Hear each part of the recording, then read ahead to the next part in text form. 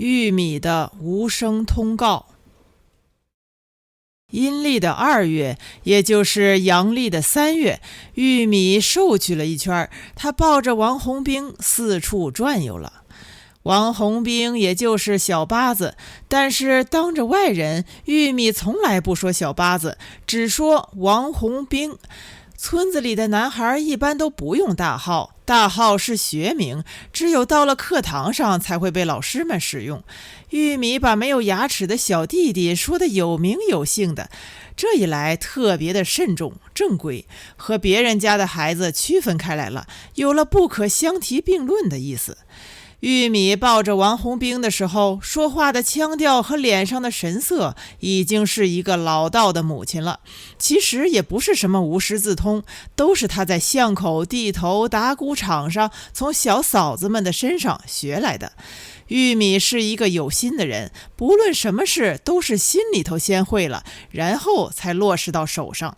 但是玉米毕竟还是姑娘家，她的身上并没有小嫂子们的拉呱邋遢，抱孩子抱得格外的好看，所以玉米的腔调和神色就不再是模仿而来的，有了玉米的特点，成了玉米的发明与创造。玉米带孩子的模样给了妇女们极为深刻的印象，她们看到的反而不是玉米抱孩子抱得如何好看，说来说去还是玉米这丫头懂事早，人好。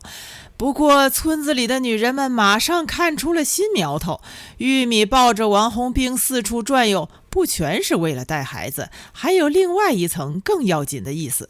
玉米和人说着话，毫不经意地把王红兵抱到有些人家的门口，那些人家的女人肯定是和王莲芳上过床的。玉米站在他们家的门口站住了，不走，一站就是好半天，其实是在替他的母亲争回脸上的光。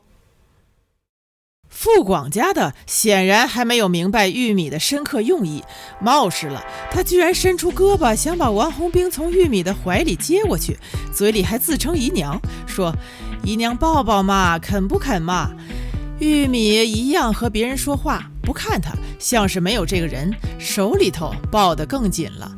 傅广家的拽了2下，有数了，玉米这丫头不会松手的。但是当着这么多的人，又是在自家的门口，傅广家的脸上非常下不来。傅广家的只好拿起王红兵的一只手放到嘴边上，做出很香的样子，很好吃的样子。玉米把王红兵的手抢回来，把他的小指头含在嘴里，一根一根的吮干净，转脸吐在傅广家的家门口，回过头去呵斥王红兵：脏不脏？王红兵笑得一嘴的牙床，傅广家的脸却吓白了，又不能说什么。